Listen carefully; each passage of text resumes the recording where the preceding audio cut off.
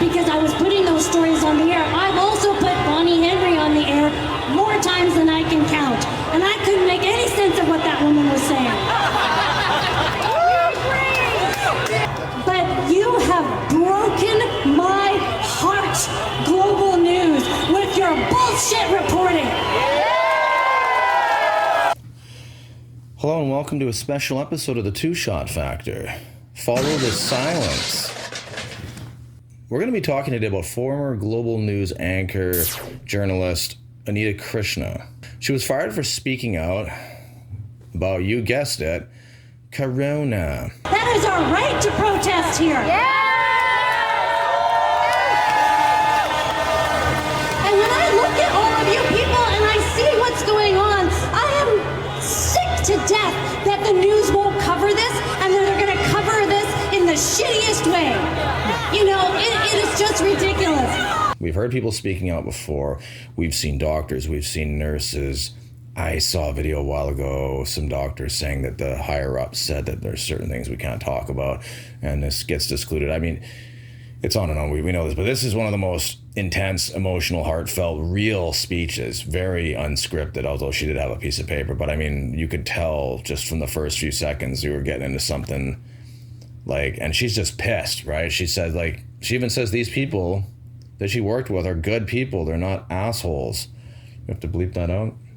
But something happened there in 2020, and she didn't understand where it's coming from and what we're doing, and some of the things that she would say just seemed just so, something was wrong. Like, you could tell, like, there were so many things missing. There was misinformation. You can hear how she says misinformation. The biggest misinformation is from them, Carlos. I think the most misinformation that has ever been spread in the past 2 years has come from mainstream media. You guys hear me okay? Oh my God. Okay. Well, all you people here today, all of what you're seeing here, this is not going to happen tonight on the 6 o'clock news, is it? You will not see yourself. You will not see how patriotic and beautiful and how you're waving all the right flags that I can see. You will not see yourself on the news tonight. Just to pause that section there at 30 seconds. I don't have a screen recorder here, so it gets a little weird. I don't have headphones either, so it gets even harder. She said, you will not see yourselves on the 6 o'clock news. I was watching how all those police were moving in at the Windsor Bridge, Ambassador Bridge, and the news cameras were strictly pointed. There was a few little clips here and there on some places, I think. I watched a bunch of videos, but they were all strictly pointed right at the police. They didn't want to show the numbers or how much support there is. They don't want to create enthusiasm. They don't want to draw support. They don't want to give people the chance to think, you know, those guys look like good guys. And then there's that I just gotta say this, that opposition protest, the counter protest, right? I feel like they won't have any consequences for anything they do. We need to stand up and show them that that's not the case. I haven't seen a lot of that stuff, and I'm gonna look at it, but from the smaller original ones I saw in Ottawa, the entire group is strictly 100% masked. I mean, does that not seem like a gang logo to you? Think about it. It's like marketing, dude. Yes, if the cops aren't willing to help us, we've got to do it ourselves. Like, this is like the Stonecutters of Simpsons, except they're the opposite. They're not a secret club. They're like pushing it. They're like some kind of zombie. What's that weird time travel movie where they go into the future and everyone's zombies? I watched it when I was a child and I was frightened. What's happening? What's the matter with you all? What? A lot. And you know how I know that? It's because I directed the news for 20 fucking years over there. Yikes. Whoa. And we were good people. Back in the day, we were good people. None of the people that I worked with are assholes. They're not. They're hardworking people. They do an excellent job at putting TV on the air. I don't know what the hell happened though in 2020. Everything changed. Yeah, $600 million. Yeah. And I think that the people there don't know that. I don't know. Maybe they do, maybe they don't. Maybe our bosses do. There's something going on. And the minute that I started to, I kept my mouth shut, right? For This is Anita. for most of 2020, because if you ever spoke up, you got into trouble, right? But as soon as I started to speak up, that's when I got suspended. And the reason that I got suspended is because I went to the rally with Mel Boucher. Wow, the horns honking there is crazy. But you can just tell, she's got something to say. And it also makes you think, you're on the two-shot factor. How many times were you sitting there and you were undecided? Or you were just deciding to listen a little more closely to the left? Oh, this isn't political. It's all the anti-vaxxers that are making it political. No, that statement right there is making it political. Or better yet, it didn't matter what statement was making it political, because this was designed to be political. It was politically designed to be more political than political. Like that song. Can we roll that clip of that White Zombie song? More political than political. More political than political. Yeah, like the divisive ideas. We've had arguments on social media, probably to extents that we've never really seen people in so many places be able to talk and argue and debate things simultaneously on such a wide scale. But have we ever really seen what we're seeing now? In fact, here's another thing I was thinking about in the shower the other day. Carlos, can we run a clip of some shower products? What were we thinking in 2020? Oh, some people are like, oh, we gotta worry. Oh, it's a conspiracy. Oh, it's not a conspiracy. It's real. And what I noticed was we thought about the masks, but not like we needed them. It was just an annoyance, right? It was just a problem.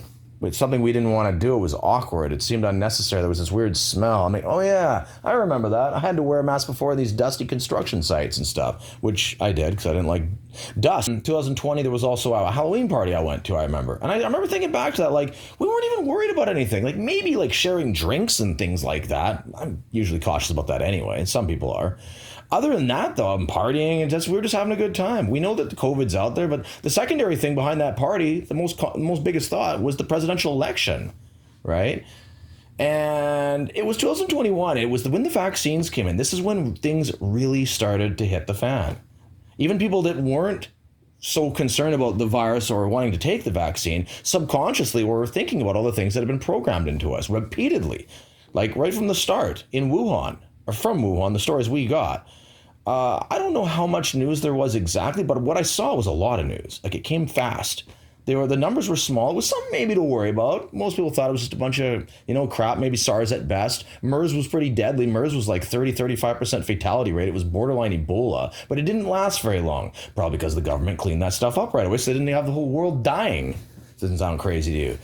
But then it starts happening, and by February, you're seeing this not only every day, but a lot. The stories are all over the place. They're really following Wuhan, and boom, it's like when they got the first the first case here in Ontario, it's like they were celebrating almost. They were making you worry, but it was behind the scenes, it's we have to show you this. You have to follow us. You will begin to be afraid. You will begin to be afraid and be cautious and follow steps that we're going to gradually condition you to accept. But at the same time, we're going to allow these people from Wuhan, a place that's been locked down with this supposedly very serious new virus, this coronavirus, that was just a mysterious pneumonia at first, and we're going to allow them to come into the country and go, yeah, well, there's more in here. I don't know where they're coming from. Now, something about those miscarriages. Are they happening or are they not happening? I have no idea. But why did a doctor get locked up for saying that there are miscarriages? Why is the news not even covering any of this? All right. Open up my paper here. Show me your papers! Oh, you. Okay, yeah, so, I don't know, let me get back to the doctor thing. It's just that when things like this happen, it is up to the news to report both sides. If we hear stories that miscarriages are happening, then we need to find that out. And we need to work together. You need to do both sides. And so what I have to say here is that I think the most misinformation that has ever been spread in the past 2 years has come from mainstream media. There you heard it. We have spread so much much misinformation that my heart is broken. I'm heartbroken. Sorry. But you know, for what? Anita Krishna, she's got a Facebook. You can follow her. Instagram, that's more for the younger people, as she said. And what is it, Rumble? Did I say Rumble? Yeah, well, that's the videos, right? That makes sense. That's a lot of those kind of videos go on there. I got YouTube, duh, obviously. You may be wondering why I'm wearing some kind of official samurai Wuhan attire. And I even look a little like Keanu Reeves with this facial hair, like I've been living in some kind of cave in Zion, drinking meth-infused latte coffee for the last few days, hanging out with orcs and stuff. We also got the couch in the Two Shot Factor newsroom. That's different. We've only done that really once. Actually, I'm being told by Carlos this couch is brought to you by Stargazer Hot Sauce. Can we run a clip of that, please?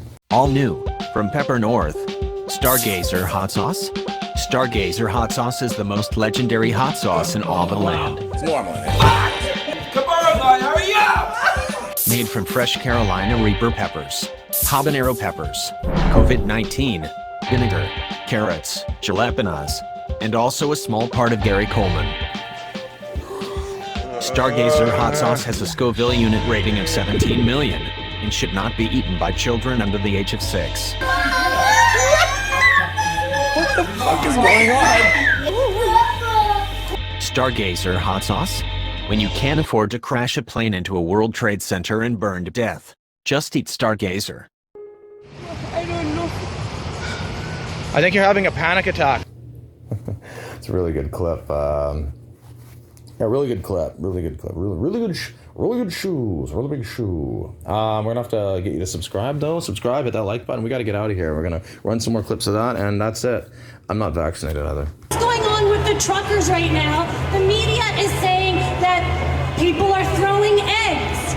People are peeing on the streets. Doug Ford and Kennedy Stewart and John Horgan and all these people are saying, "We heard you. Go home." What the hell is that? We heard you. Go home. When Gandhi went on a hunger strike back in the day, did someone say to him, "Here, have a sandwich"? But what's that? Criminal. Well, it is criminal because when we didn't tell you that there are medications that will save you if you get COVID, that is mainstream media misinformation. So by us just telling you, oh, it's asymptomatic spread, you know, you're gonna kill your grandma. No! Your grandma doesn't care if she gets sick. Your grandma wants to see you before she dies. Your grandma doesn't let your grandmother decide what treatment she wants. Granny doesn't want to be locked up in a care home like a fucking prison. Because she has lived through a lot and she's not scared of a virus that has a 99% possibility of living, right? Some of these people are mainstream media are saying, "We heard you. Oh, we heard you," and go home. And what are we going to do about that? You have to stay. You have to stay.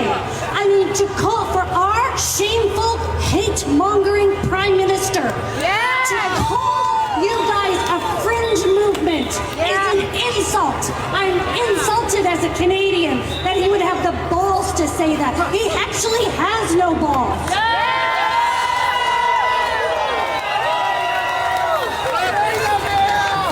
Because he is hiding somewhere.